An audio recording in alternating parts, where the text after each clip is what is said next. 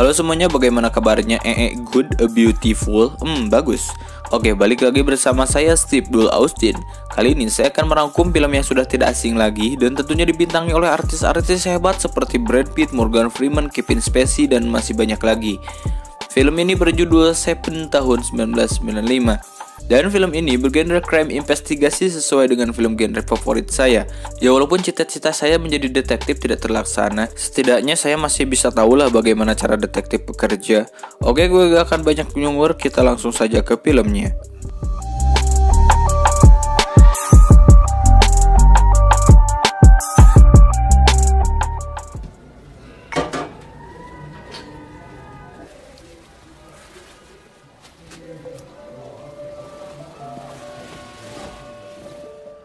Film dibuka dengan memperlihatkan seorang detektif yang bernama Somerset. Dia merupakan detektif senior yang sebentar lagi akan pensiun dari profesinya. Kemudian kita akan diperlihatkan dengan seorang detektif baru yang bernama Mills. Ia sendiri merupakan detektif baru, ya bisa dibilang junior lah. Berbeda dengan Somerset, latar belakang Mills ini adalah seorang pria arogan, banyak bacot, dan cukup berani. Di sana mereka ditugaskan bersama untuk mengusut satu kasus pembunuhan yang tampaknya aneh. Bagaimana tidak aneh, pria gendut tersebut tewas dengan keadaan wajahnya tergenam dalam mangkuk spaghetti. Oleh hal itulah kedua detektif tersebut sedikit keheranan. Kemudian Somerset mendapati kedua kaki dan tangan pria tersebut diikat oleh kawat. Dan dia menemukan adanya bekas luka di belakang kepala. Tapi dia tidak tahu apa yang menyebabkan luka itu.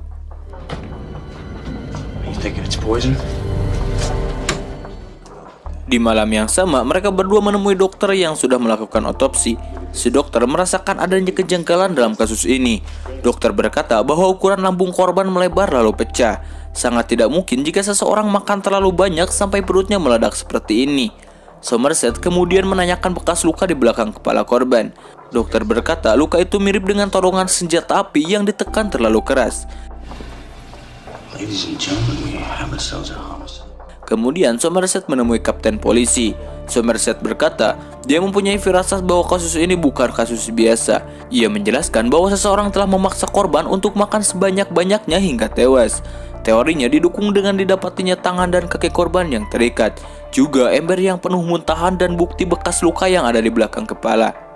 Tapi kapten polisi saat itu hanya menduga mungkin ini hanya kasus penganiayaan biasa.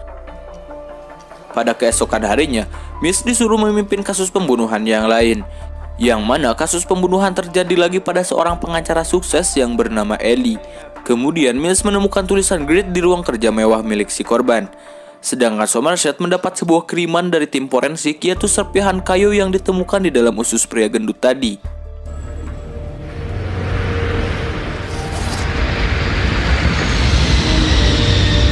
Dan tanpa membuang waktu, ia kembali ke TKP dan mencari lokasi asal serpihan kayu itu.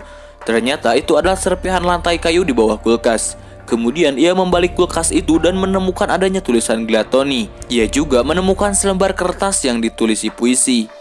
Merasa dugaannya benar, ia pun kemudian kembali menemui Kapten dan Mills. Lalu Somerset berkata bahwa sekarang dia yakin jika pembunuhan pria gendut dan sang pengacara hanyalah awal dari pembunuhan berantai. Ia berkata bahwa tulisan Gluttony dan Greed adalah 2 dari 7 dosa manusia yang paling mematikan, yang berarti masih ada 5 lainnya, yaitu Sloth, Lust, Pride, Envy, dan Wrath. Sloth, Wrath, Pride, Lust. Somerset menduga pelaku akan membunuh 5 orang lagi di masa mendatang. You can expect 5 more of these. How's that? That was close once. Setelah acara makan malam bersama Mills dan istrinya Tracy, kemudian Somerset melihat foto hasil olah TKP di kasus pembunuhan sang pengacara. Ia melihat ada sebuah alat timbangan yang terdapat potongan daging korban di atasnya. Mills kemudian menunjukkan foto kertas yang ditulis oleh si pelaku. Tulisan di kertas tersebut adalah potongan cerita karangan William. Mills mempunyai pendapat bahwa pelaku mengancam untuk memotong dagingnya sendiri. Dengan satu hadiah, si korban akan bebas. Di malam yang sama, mereka berdua mengunjungi istri sang pengacara. Mills kemudian memberi kumpulan foto hasil olah TKP kepadanya. Istri sang pengacara itu melihat sebuah foto lukisan di ruang kerja suaminya. Ia pun berkata bahwa lukisan itu tidak seharusnya terbalik seperti ini. Tanpa membuang waktu, Mills dan Somerset kembali ke TKP dan membongkar lukisan tersebut.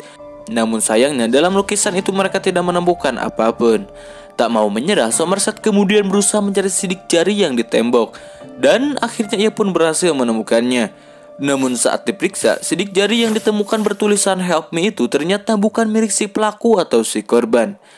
Lalu Mills dan Somerset membawa hasil temuannya untuk dites kecocokan. Tujuannya mereka berharap bisa menemukan siapa pemilik sidik jari tersebut. Beberapa hari kemudian diketahui bahwa pemilik sidik jari itu adalah seorang pria yang bernama Victor. Ia adalah seorang buronan polisi yang pernah dipenjara karena mengedarkan narkoba. Kapten polisi akhirnya memutuskan untuk menyerbu apartemen Victor dan mengerahkan tim SWAT.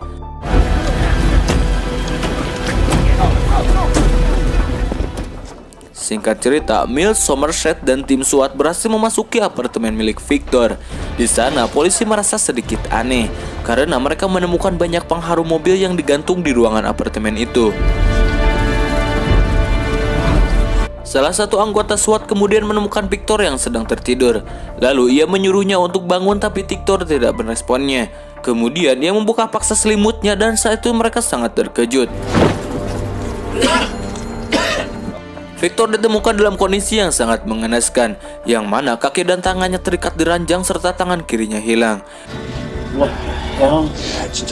Di sekitaran ranjang juga ditemukan ratusan alat suntik yang berisi narkoba. Di saat itu tubuh Victor sangat mirip seperti zombie. Somerset kemudian menemukan tulisan Truth yang ditulis di atas ranjang, sedangkan Mills menemukan sebuah kotak yang berisi kumpulan foto Victor. This must be the first one. Di bawah setiap foto tersebut terdapat tanggal pengambilan foto itu. Somerset berpikir sepertinya Victor disiksa selama 1 tahun di ranjang ini, dan pelakunya memotret dari hari ke hari sebagai dokumentasi. Seorang polisi kemudian mendekat lalu memeriksa kondisi badan Victor, dan tiba-tiba saja Victor bernapas dan terbangun. Tentu saja membuat semua orang di sana kaget dan Aing juga rewas. Asli mana volumenya dibesarin lagi, anjir. Lanjut, akhirnya jasad Victor dibawa ke rumah sakit. Setelah kejadian itu, Mills sangat emosi. Lalu ia berkata kepada Somerset bahwa dirinya sudah muak seakan-akan telah dipermainkan. Saat mereka berdua sedang berbincang, tiba-tiba saja ada seorang wartawan yang masuk ke dalam TKP. Lalu si wartawan itu mengambil foto mereka berdua tanpa izin. Mills yang sedang emosi kemudian menghajar wartawan itu dan mengusirnya keluar. Tak lama kemudian, Mills dan Somerset menemui dokter yang merawat Victor. Sang dokter berkata bahwa ia menemukan kadar narkoba yang sangat tinggi di dalam tubuh Victor dan lidahnya sudah terpotong. Si dokter lalu memprediksi mungkin Victor tidak akan lama untuk bertahan.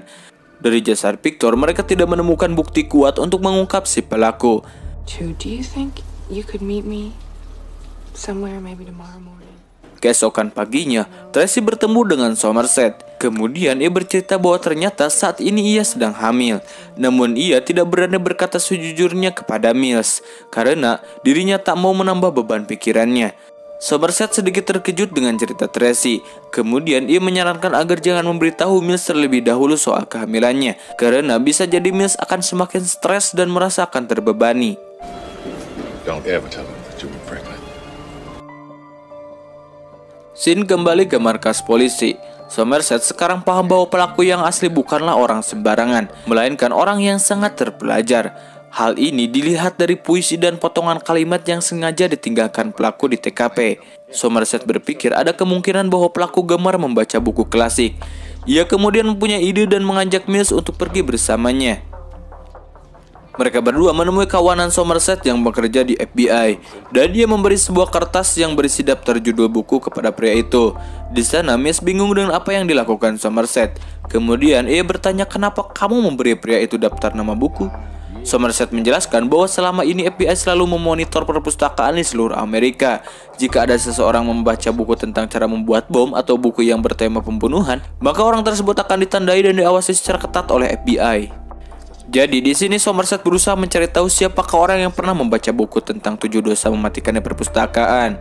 Setelah mendapatkan daftar nama orang yang dicurigai, Somerset memutuskan untuk menemui seorang pria yang bernama Jonathan Doe. Ketika Mills mengetuk apartemen John Doe, tiba-tiba ada seorang pria misterius yang menembaki mereka berdua.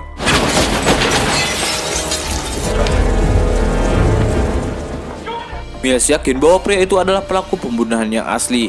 Dia pun mengejarnya di tengah guyuran hujan. terlihat si pria itu masuk ke sebuah gang. Miles yakin bahwa pria itu bersembunyi di gang ini, tapi dia tak tahu keadaan pria itu di mana. Ketika dia berjalan perlahan, tiba-tiba saja pria misterius itu memukul kepalanya. Miles merasa kesakitan dan mencoba untuk berdiri. Namun pria misterius itu menodongkan pistol ke kepalanya. Di sini Miles hanya bisa pasrah menunggu ajalnya tiba. Akan tetapi si pria itu malah pergi begitu saja. Miles dan Somerset kemudian masuk ke dalam apartemen John Doe. Somerset menemukan beberapa kotak yang berisi objek dari kasus pembunuhan yang sebelumnya. Kotak pertama berisi kaleng makan dengan merek yang sama pada kasus pria gemuk. Kotak kedua berisi clipping surat kabar yang beritakan bahwa sang pengacara membela seorang kriminal kejam, dan si pengacara berhasil membebaskannya.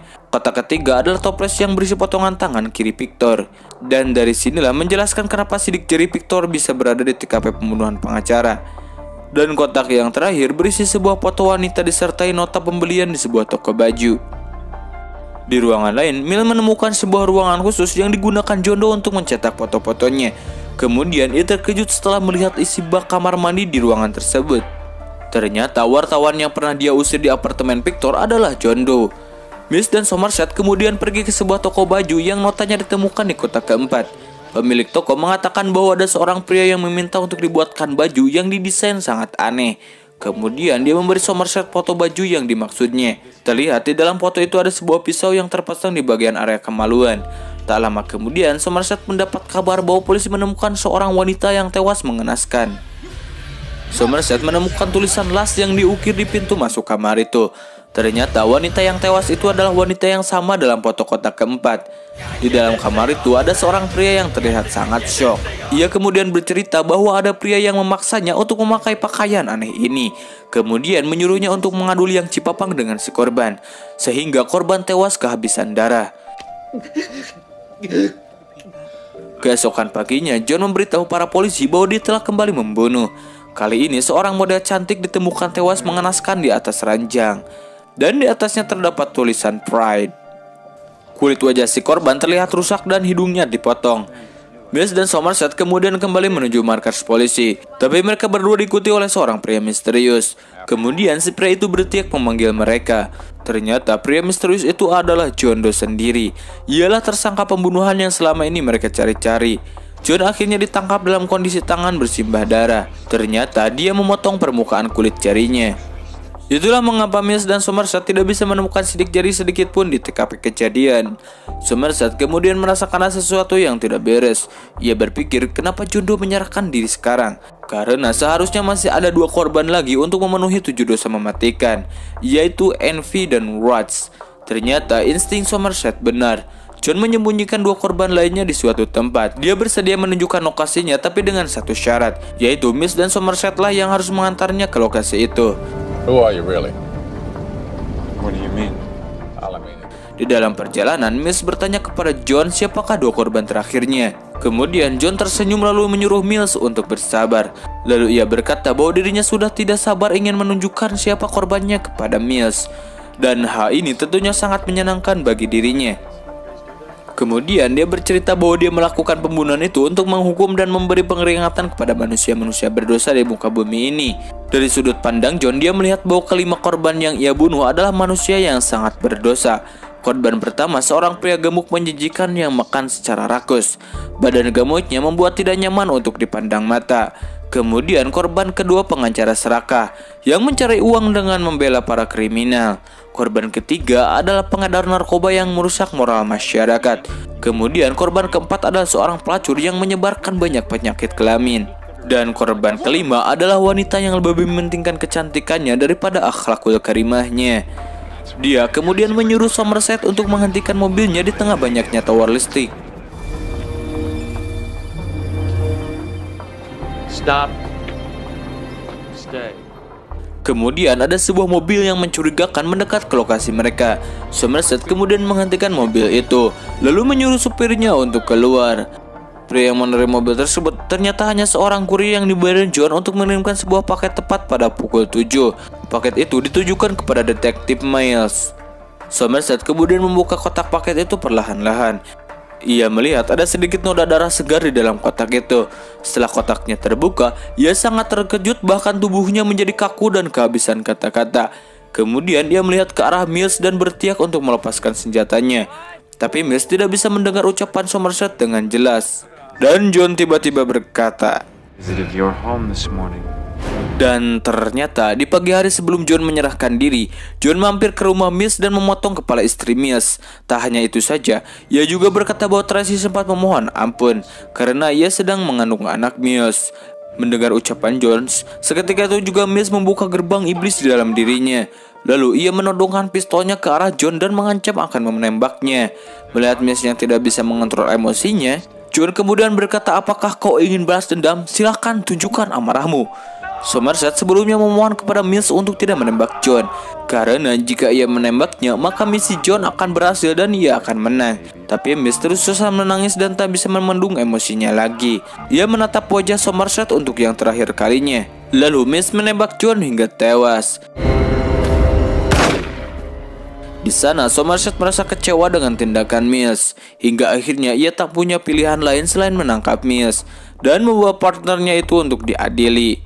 Di akhir film, Mills ditangkap oleh polisi, sedangkan Somerset ia berencana akan pensiun dari tugasnya. Dan film ini pun udahan bor.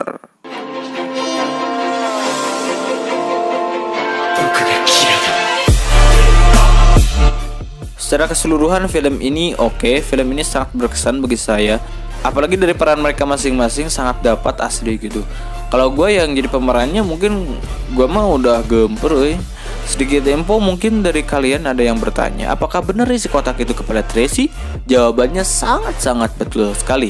Walaupun di film aslinya memang tidak ditunjukkan kepalanya dan hanya diperlihatkan kotaknya saja, hal ini disengaja oleh sang sutradara yang membiarkan penonton agar berimajinasi sendiri. Oke, dan itulah dosa kedua, yaitu iri dan dengki. Iri dimiliki oleh John dan dengki dimiliki oleh Mills. Hal itulah mengapa ia hanya ingin menunjukkan korbannya kepada Mills dan Somerset saja.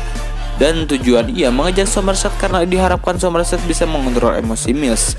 Tapi kenyataannya itu tidak berhasil, dan John pun pemenangnya. Oke, jangan jerit. Ya sudah, pelajaran yang bisa diambil dalam film ini: sedosa apapun manusia, kita sebagai manusia ditugaskan untuk mengingatkan mereka saja. Dan semua pembalasan hukuman hanyalah di tangan Tuhan saja. Tugas manusia hanya untuk mengarahkan dan menasihati. Selebihnya berdoa kepada Tuhan Yang Maha Esa. Sekian dari kami, jajaran tim Forensik Lalajo mengucapkan